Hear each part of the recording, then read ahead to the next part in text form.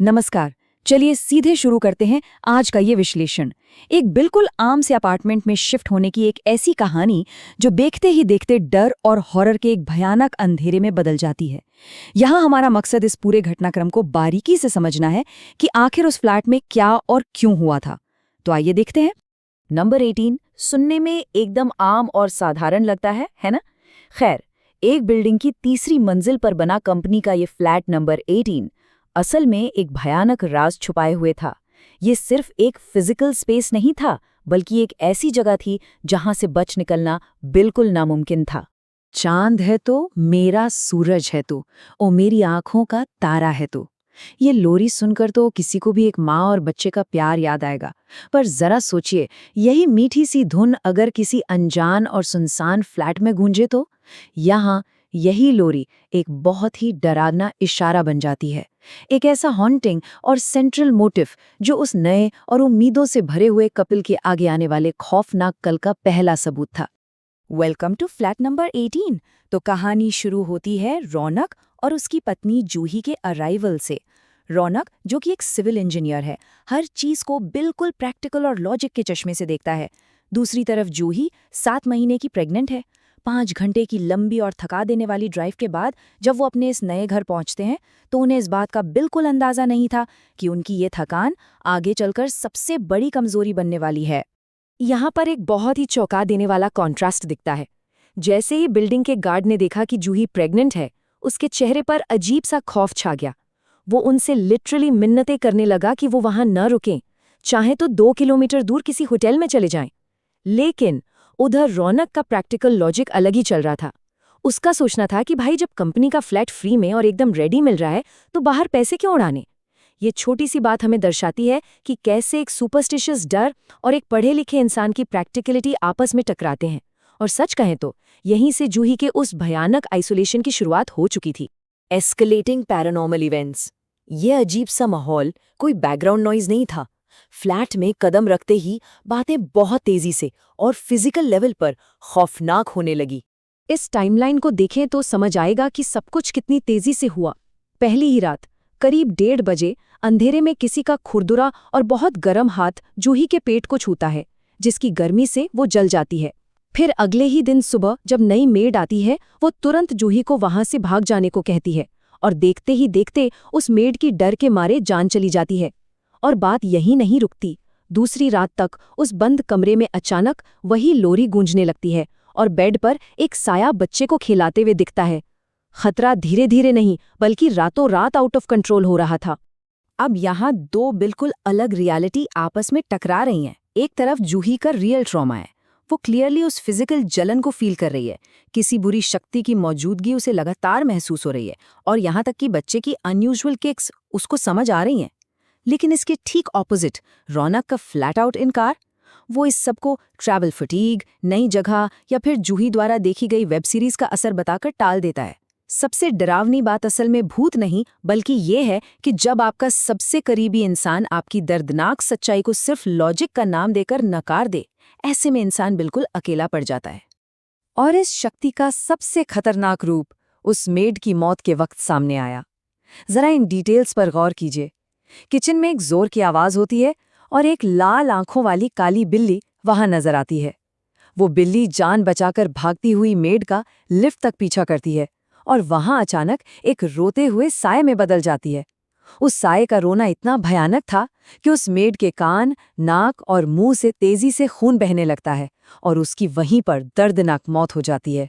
ये अनजान शक्ति काली बिल्ली का रूप लेकर आसपास के उन सब लोगों को रास्ते से हटा रही थी जो जूही की थोड़ी सी भी मदद कर सकते थे। The ghost deadly attack. ये सब घटनाएं अब सिर्फ डराने के लिए नहीं थी। कहानी अब एक खुले और हिंसक हमले की तरफ बढ़ चुकी थी। This baby is mine, give it to me, I will take it. इन शब्दों की गहराई और इनकी दहशत को जरा महसूस कीजिए। ये सिर्फ अल्फाज नहीं, उस साये का जुनून था। जब इस कपल ने बेडरूम में देखा कि एक साया उनके बेड पर बैठकर एक गुड़िया को लोरी सुना रहा है, तब उसने ये अल्फाज कहे। ये क्लियर कर देता है कि उस आत्मा का मकसद कोई रैंडम अटैक नहीं था। उसका टारगेट सिर्फ और सिर्फ जूही का अनबॉर्न बच्चा था। और उसके बाद जो हुआ वो किसी भी बुरे नाइटमेयर से कम नहीं था। वो एंटिटी तुरंत बेडरूम का दरवाजा अंदर से लॉक कर देती है।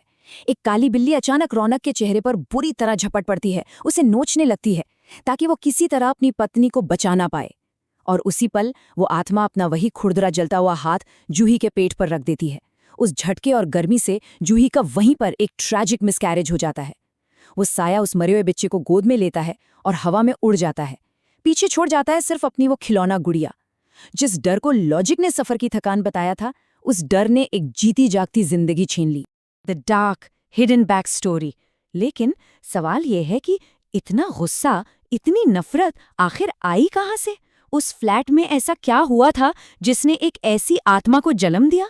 ये राज खुलता है हॉस्पिटल में, जब पछतावे की आग में जल रहा वो बिल्डिंग गार्ड आखिरकार उस फ्लैट नंबर 18 की असली डार्क हिस्ट्री बताता है। ये पूरा राज इन 3 कदमों में समझा जा सकता है। पहला, पुराने टेनेंट की पत्नी मां नहीं बन सकी थी।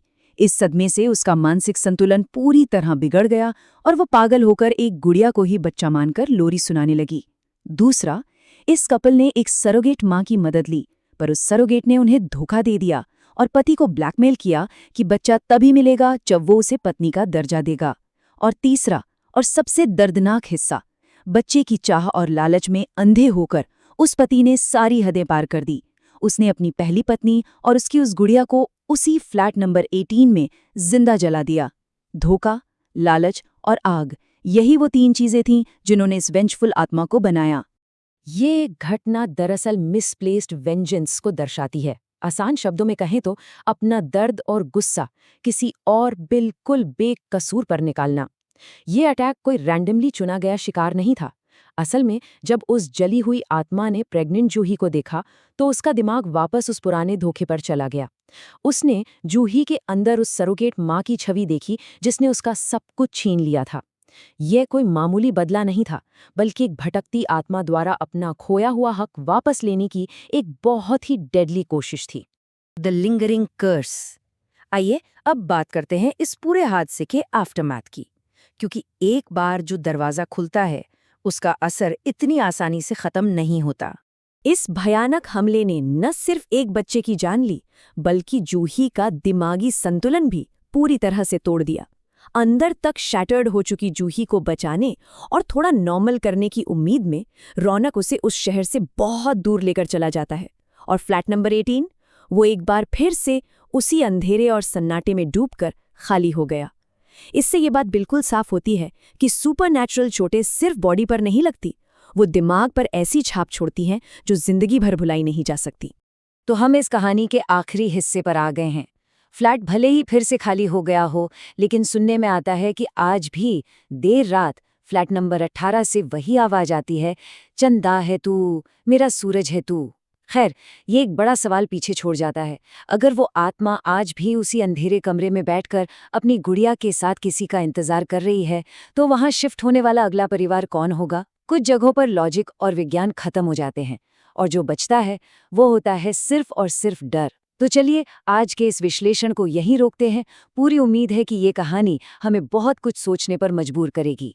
फिर मिलेंगे एक नए विश्लेषण के साथ।